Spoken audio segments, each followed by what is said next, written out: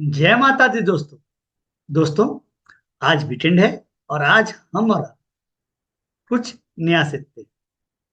दोस्तों, मैंने पहले ही बताया कि जिन व्यक्तियों को भी या विद्यार्थियों को ऑप्शन में ट्रेड करना है, ऑप्शन के थ्रू ही कमाई करनी है, तो उन्हें जरूरी है कि ऑप्शन के बिहेवियर को समझे। ये समझे कि ऑप्शन के प्राइस में कितना चेंज हो सकता है। मैंने पहले ही पढ़ाया था कि ऑप्शन के बिहेवियर को समझने के लिए चार कंपोनेंट को समझना जरूरी है। पहला है डेल्टा, दूसरा है थीटा, तीसरा है बीटा और चौथा है गामा। जब तक आप इन चार फैक्टर को नहीं समझें, तब तक आप ऑप्शन में ट्रेड नहीं कर सकते और नहीं एक प्रॉपर हेज डिजाइन कर सकते। हेज डिजाइन करने के लिए ये जरूरी है कि आप इन चारों फैक्टर को समझें और ये समझने की कोशिश करें कि इन चारों फैक्टर में चेंज का ऑप्शन के प्राइस पर क्या इफेक्ट पड़ता है।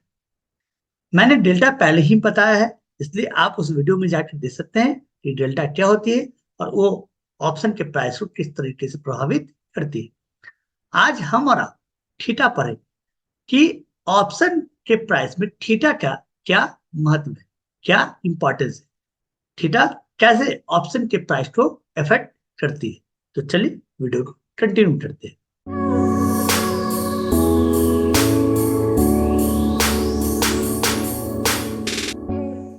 देखिए दोस्तों, थीटा का सिंपल मतलब होता है टाइम डीके।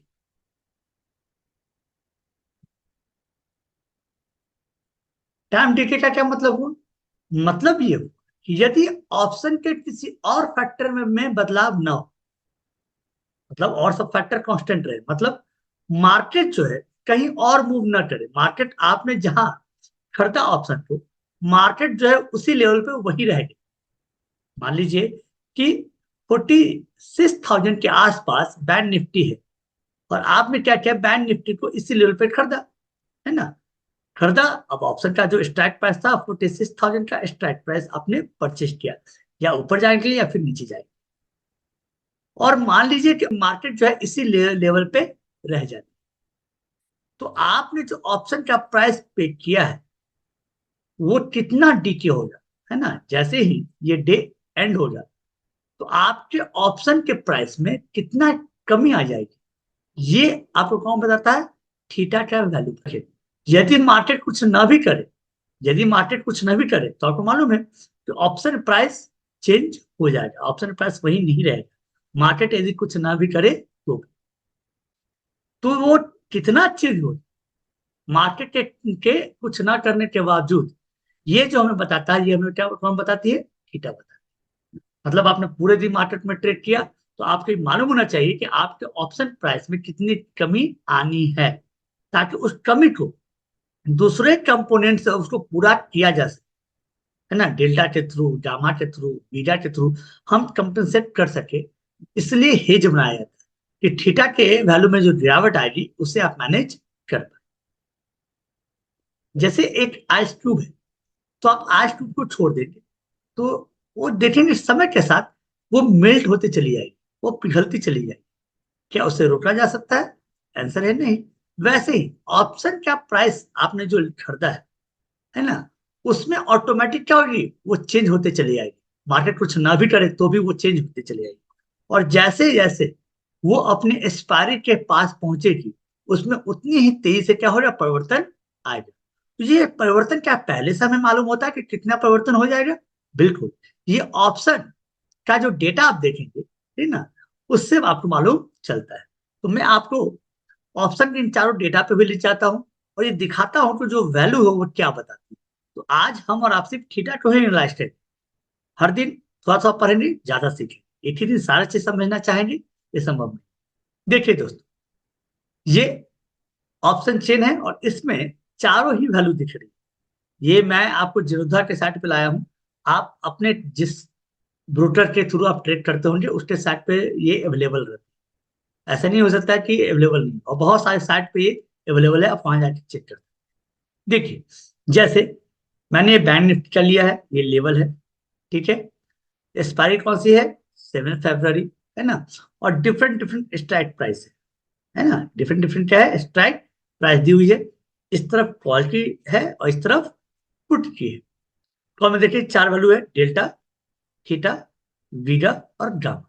पुट साइड भी आपको मिल जाएगी, डेल्टा, थीटा, बीटा और गामा। अब देखिए कि मैंने बात की 46,000 की, मान लीजिए कि हम और आप 46,000 का स्ट्राइक प्राइस चुनते हैं ट्रेड करने की, है ना। तो इसकी जो थीटा की वैल्यू आप देखिए लिखा हुआ -4, है ना, और लास्ट ट्रेड प्राइस कितनी चल रही है, 359.85। अब यदि मान लीजिए कि पूरे दिन मार्केट यहीं पर रह जाती है, आपने सुबह खरीदा 46,000 का स्ट्राइक प्राइस और आपने इसको होल्ड किया पूरे दिन, जब आपने होल्ड किया तो जैसे ही पूरा दिन खत्म हो जाना, उसमें से ये 40 रुपए क्या हो जाएंगे, कम हो जाएंगे। आपके जो प्राइस आपने जो खरीदा था, जो उस प्राइस में से 40 रुपए क्या हो जाएंगे, ऑटोमेटिक कम हो जाएंगे। यदि और किसी वैल्यू में चेंज नहीं आया तो ये तय है कि आपके ऑप्शन प्राइस से कितने रुपए कम हो जाएंगे, 40 रुपए कम। यदि आप पुट साइड भी लेते हैं तो पुट साइड में कितना लिखा हुआ, -39। इसका मतलब जो प्राइस आपने पे किया है उसमें से 39 रुपीज पूरे दिन के माइनस। मतलब यदि आपका मार्केट कुछ ना भी करे तो भी आपने जिस प्राइस पे खरीदा था ऑप्शन को, उस प्राइस में से कॉल साइड से 40 रुपीज और पुट साइड से 39 रुपीज कम हो जाए ना। और आप ये किसी भी स्ट्राइक प्राइस पे चेक कर सकते हैं। मान लीजिए आप चुनते हैं 45,800, तो देखिए इसका थीटा वैल्यू कितना है, 39। इसका मतलब 39 रुपीज का हो जाएंगे इसमें से कम। आप 45,100 चुनते हैं, कॉल साइड कितने रुपए कम हो जाएंगे, 30। पुट साइड चले जाएंगे, यहाँ पे 30 कम हो जाएंगे। 45,200 यदि आप पुट साइड चुनते हैं तो उसका वैल्यू कितना कम हुआ है, 32। तो ये वैल्यू ये बताती है कि यदि ऑप्शन का प्राइस आपने बाय किया है, किसी प्राइस को आपने बाय किया है और मार्केट वहीं पे उसी लेवल पे कांस्टेंट हो जाती है, तो ये तय है कि पूरे दिन जो मार्केट में जो पूरे दिन जो ऑप्शन प्राइस में कमी आएगी, चाहे वो कॉल साइड हो या पुट साइड हो, कितनी आएगी, तो ये पहले से आपको मालूम होता है। और ये ड्यूरिंग द मार्केट ये बदलता रहता है, ये वैल्यू ऐसा मत सोचिए कांस्टेंट रहता है। लाइव मार्केट में कंटिन्यू चेंज होता रहता है, 1 रुपये 2 रुपये ये ऊपर नीचे होते ही चले जाएंगे, है ना। तो मार्केट का मोमेंटम भी इससे डिसाइड करता है थीटा वैल्यू कितना है। लेकिन जब आप ऑप्शन ट्रेड करने के लिए जा रहे हैं और हेज ट्रेड कर रहे हैं, तो आप इसके आधार पे हेज ट्रेड डिजाइन कर सकते हैं। 7 फरवरी की एक्सपायरी थी, अब इसे आप चेंज कर सकते हैं। इससे आप कर दिए 14 फरवरी, इससे आप क्या कर दीजिए, 14 फरवरी। देखिए अभी आ गई 14 फरवरी।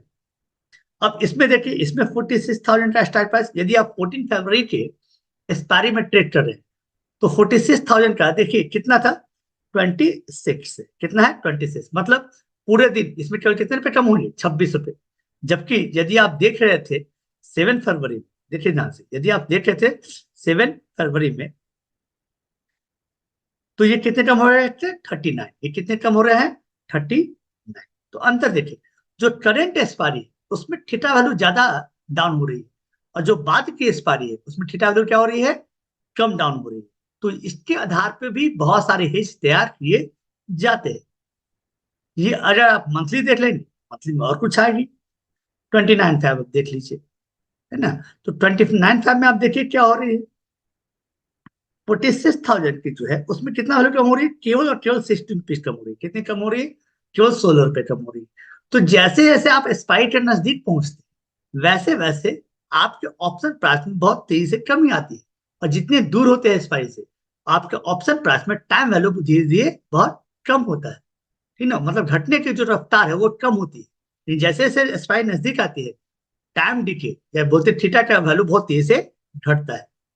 ये बिहेवियर को समझने के लिए बहुत ही जरूरी है कि आप इसे समझें और लाइव मार्केट में देखें क्या चेंज आ रही है, और इसके आधार पर भी हम और आप क्या कर सकते हैं, हेज को तैयार कर सकते हैं। आप एक बार इन सारे कंपोनेंट को सीखे। अभी तक हमने डेल्टा वैल्यू सीखा, आज हमने थीटा वैल्यू सीखा।